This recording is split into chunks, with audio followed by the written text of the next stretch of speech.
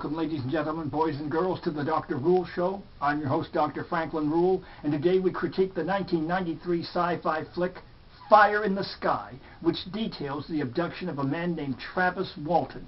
His abduction occurred on November 5th, 1975 in Snowflake, Arizona, where he was working as a logger. He claims that he was abducted for several days. Now, let's see what happens. The star is D.B. Sweeney. The videotape assembled by noted videographer Benny Gooseland. Now, roll!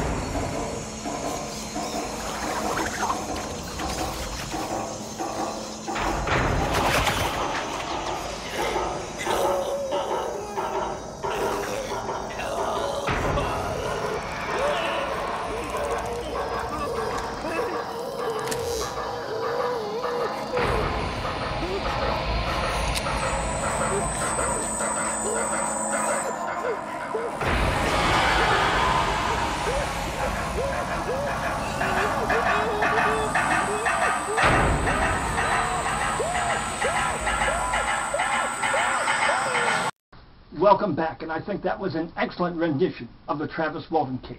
On the Ruehl scale, where first magnitude is best, 10th magnitude worst, Fire in the Sky from 1993 garners a 4th magnitude rating. Now, I should tell you that there's a great deal of controversy surrounding the Walton case. Ufologists are even split on this. One reason there's skepticism is because that he failed a polygraph test, and that was covered up. So, if I had to make a decision, I would say I'm also skeptical. But I do believe the universe is teeming with life, so it's conceivable that alien abductions are taking place.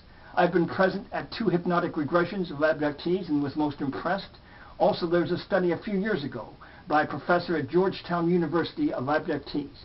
He found that many suffered post-traumatic stress syndrome and did not want to talk about the cases. So some of the strongest instances of abduction may actually be hidden because people don't want to talk about them. And those cases where individuals are going around on the lecture circuit and writing books may be fabricated, but I certainly think there is something to it. Now, yes, why would ETs be abducting humans? Well, perhaps they need genetic material because their own race is dying and they have to revivify it. Or perhaps they're implanting controlled devices in humans, as has been reported, in an eventual takeover of our planet. Or thirdly, they're simply studying human beings without any harm intended, although some abductees have reported serious physical complications as a result of their experience. But I certainly think there's something to it. Now for the trivia question of the day, let me extricate it here from its paper prison. The question: how many Egyptian dynasties were there? Multiple choice: 10, 20, 30, 40, or 50. Now the only prize for the correct answer, 1 pat on the back that you'll have to administer to yourself. A heck of a lot better than a slap on the belly with a wet trout. Now, speaking of ancient Egypt, we have Pharaoh Thutmose III. Back in 1482 BC, he and his men were in the Egyptian desert carrying out maneuvers when suddenly bright, burning circles of fire started to appear overhead. This lasted several days, and each day there were more of them. They were soundless and each about 16 feet in diameter, suggesting that these bodies were actually space shuttles. Now, one of the hieroglyphs discusses how Thutmose was taken aboard one of these rings of fire, ascended into the sky, and observed the earth below. He was then returned safely. So this may well have been a friendly alien abduction from 3,500 years ago, yes. And again, my contention, life is the common denominator of the cosmic backdrop. This is certainly a possibility. And as far as that trivia question go, again, how many Egyptian dynasties? 10, 20, 30, 40, or 50? There are exactly 30.